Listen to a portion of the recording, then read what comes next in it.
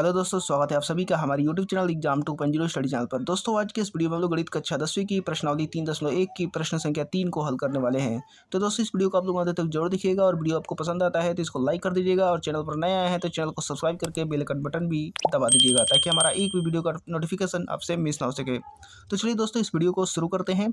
और प्रश्न संख्या 3 का आ रहा है कि 2 kg सेब और 1 kg अंगूर का मूल्य किसी दिन ₹160 था। एक महीने बाद 4 kg सेब 2 kg अंगूर का मूल्य 300 हो जाता है। इस स्थिति को बीजगणितीय तथा ज्यामितीय रूपों में व्यक्त कीजिए। दोस्तों क्वेश्चन क्या कर रहा है पहले वो समझ लीजिए। सबसे पहले यहाँ पर दे दिया है कंडीशन, दे दिया स्थिति फर्स्ट यहाँ पर है और स्थिति सेकंड यहाँ पर है, ठीक है। और कहा है कि बीजगणितीय और ज्यामितीय रूपों में व्यक्त करके बस छोड़ देना है, इसका हल नहीं करना है। तो चलिए हम लोग इसको यहाँ पर लिखते हैं। चलिए इसका सोल्यूशन देखते हैं कैसे करेंगे हम लोग। और यहाँ पर हम लोग हल लिख लेते हैं। और यहाँ पर हमने सबसे पहले हमको मानना है कि 1 kg सेब का मूल्य 100 रुपया है। पहले हम लोग मान लेंगे कि माना कि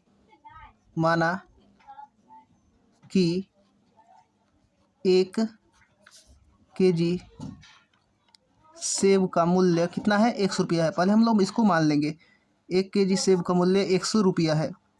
इतना मानने के बाद अब हम लोग मानेंगे कि 1 kg अंगूर का मूल्य y रुपया।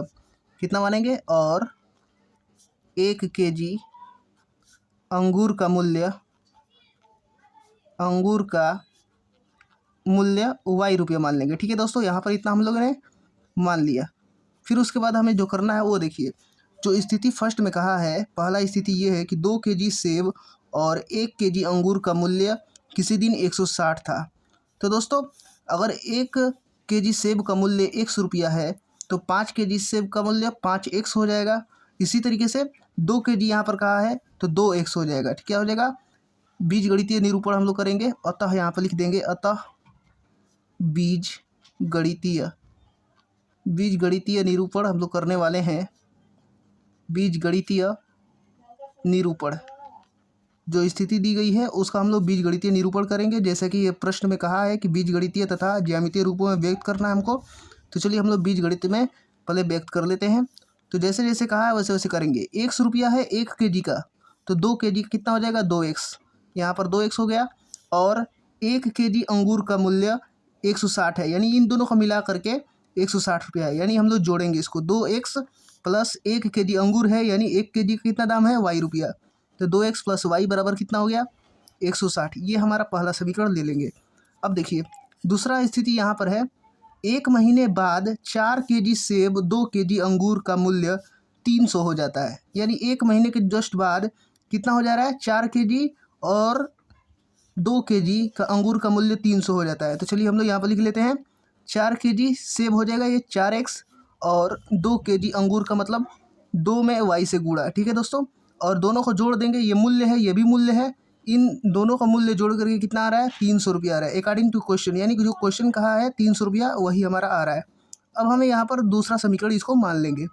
ये हमारा बीजगणितीय निरूपण निकल गया, यानी बीजगणितीय रूप में हम लोग व्यक्त कर दिए। अब हमें ग्राफ में यानी ज्यामितीय रूपों में व्यक्त करना है। तो चलिए हम लोग ज्यामितीय रूपों में व्यक्त करते हैं। और यहाँ पर हम लोग पहले लिखते हैं ग्राफीय निरूपण। यहाँ पर क्या लिखते हैं, ग्राफीय निरूपण। चलिए यहाँ पर हम लोगों ने लिख दिया ग्राफीय निरूपण, ठीक है दोस्तों। यहाँ पर ग्राफीय निरूपण हमने लिख दिया। अब हमें इसको ग्राफ पे दर्शाना है। तो ग्राफ पे दर्शाने से पहले हमें क्या करना होगा, समीकरण 1 को लेंगे। सबसे पहले समीकरण 1 को लेंगे और समीकरण 1 से इस तरीके से लिख लेंगे। उसके बाद हमें क्या करना है, समीकरण 1 से 2x प्लस y बराबर 160 इतना दिया हुआ है।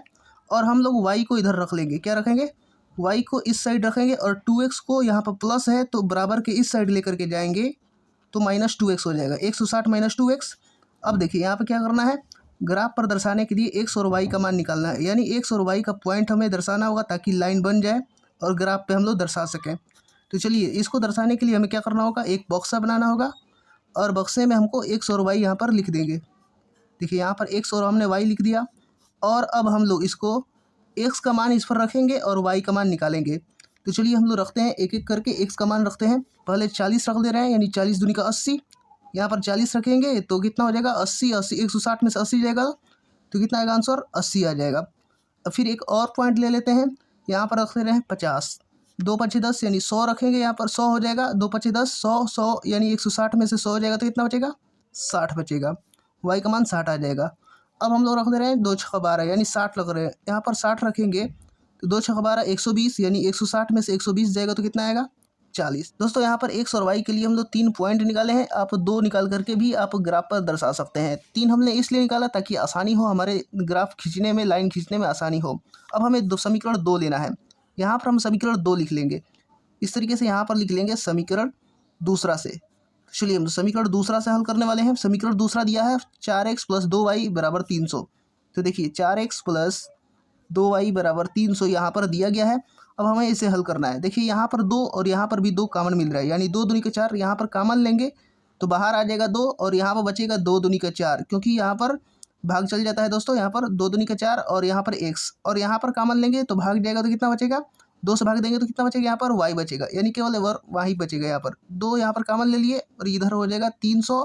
अब देखिए आगे 2x + y = 300 और इधर गुणा में है तो इधर आ जाएगा भाग में, यानी ये हो जाएगा कट करके 150, यानी टोटल कितना आ गया? 150 आ गया इधर। 2x + y = 150। अब हमें क्या करना है? y को इधर ही रखेंगे और 150 को उधर लेकर के जाएंगे। 150 - 2x। दोस्तों यहाँ पर हम लोगों ने y को इधर रख दिया है क्योंकि इसके आगे क्या है? जो कुछ भी गुणा नहीं है, क्योंकि यहाँ पर अगर गुणा रहता है तो इसको भी हम लोग भाग में यहाँ पर लिख देते हैं। यहाँ पर सिंपली इस तरीके से बना लेंगे। अब इसके बाद हम लोग x और y का मान निकालेंगे, यानी पॉइंट निकालेंगे ताकि हम लोग लाइन पर दर्शा सकें। तो चलिए यहाँ पर हम लोग ग्राफ पर दर्शाने के लिए यहाँ पर x और y का पॉइंट निकालेंगे ताकि हमारा एक लाइन बने इसका। तो ये हमारा यहाँ पर x और y लिख दिया हमने, और x का मान अलग अलग रख करके y का मान निकालेंगे। तो चलिए हम लोग x का मान यहाँ पर अलग रख रहे हैं। यहाँ पर जैसे देखिए यहाँ पर 2 चौके 8, यहाँ पर 40 रखेंगे तो कितना आएगा? 8 7 15 यानी 70 आ जाएगा। अब देखिए यहाँ पर अगर हम लोग रख रहे हैं 2 छक्का 12 60 रख रहे हैं तो कितना आ जाएगा? यहाँ पर हो जाएगा 30। और अब यहाँ पर हम लोग क्या रखें? अगर 50 रखते हैं 2 पचे 10 यानी 100 हो जाएगा। 150 में से 100 हो जाएगा तो कितना बचेगा? यहाँ पर 50 बचेगा। दोस्तों इस तरीके से आपका पॉइंट निकल जाएगा। दोस्तों यहाँ पर पॉइंट हमने निकाल लिया है। अब हम लोग इसको ग्राफ पर दर्शाएंगे। तो चलिए हम लोग इसको ग्राफ पर दर्शाते हैं। तो सबसे पहले इसको हम लोग ग्राफ बना लेंगे। अगर ग्राफ पेपर है आपके पास तब तो और बढ़िया है, वहाँ पर भी आप लोग आसानी से बना सकते हैं। इसको हम लोग मान लिए हैं एक्स एक्सिस। यहाँ पर इस लाइन खींच दिए, ये एक्स हो गया और यहाँ पर एक्स डैश हो गया, और ऊपर होता है दोस्तों वाई एक्सिस। वाई एक्सिस का यहाँ पर वाई होता है और ये हो गया वाई डैश, यानी नीचे हो जाएगा वाई डैश। तो दोस्तों इस तरीके से हो जाएगा। यहाँ पर एक्स के जो यहाँ पर बिंदु होती है इसको हम लोग 0 0 बोलते हैं। यहाँ पर ओरिजिन है मूल बिंदु, और यहाँ पर जो इसका पॉइंट होता है वो 0 0 होता है। अब हमें क्या करना है? तो इस तरीके से हम लोग ग्राफ पर दर्शाएंगे। और दोस्तों यहाँ पर जो हमने जो दूरी मानी है 1 यूनिट बराबर, 1 यूनिट बराबर हम लोग मान लेंगे। कितना मानेंगे? 1 यूनिट बराबर 10 मानेंगे। 10 क्यों मानेंगे दोस्तों? क्योंकि यहाँ पर सभी के सभी जितने भी मान आए हैं एक्स और वाई का, सभी के सभी 10 के मल्टीप्लाई में ही आया है। यहाँ पर देखिए 10 चौके 40, 10 बटे 80, यानी सब के सब 10 के मल्टीप्लाई गुणज में ही है, इसलिए हमने इसको 10 माना है। चलिए अब हम लोग इसको लिख लेते हैं।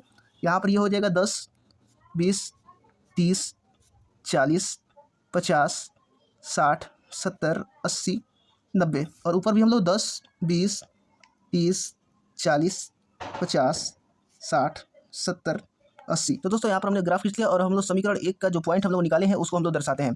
यहाँ पर x और y है, और x बराबर यहाँ पर 40 तो y बराबर 80। तो पहले हम लोग x पर 40 चलेंगे और फिर उसके बाद y पर 80 चलेंगे।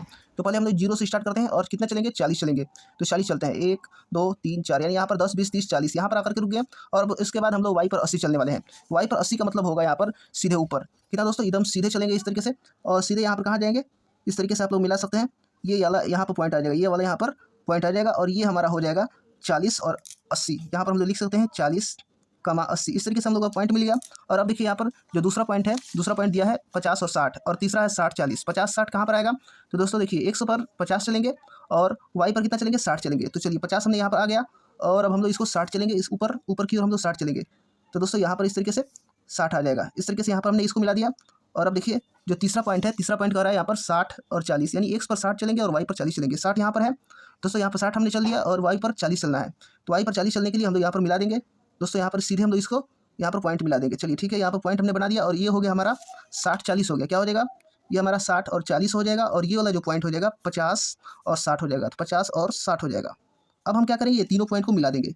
तीनों पॉइंट को मिलाएंगे तो जो रेखा बनेगी, यानी जो लाइन बनेगा हमारा, ये जो लाइन होगा ये थोड़ा इधर हो गया है, आप लोग मिला लीजिएगा। यहाँ पर ठीक से ग्राफ पर बनाएंगे तो और सटीक से बनेगा। और यहाँ पर ये हमारा लाइन जो हो जाएगा वो हो जाएगा समीकरण 1। समीकरण 1 जो कह रहा है यहाँ पर 2x + y = 160, वही हमारा लाइन होगा। ये देखिए, इसको हम लोग लिख लेंगे 2x + y = 160। इस तरीके से लिख दिया। अब हम लोग समीकरण 2 को यहाँ पर दर्शाएंगे।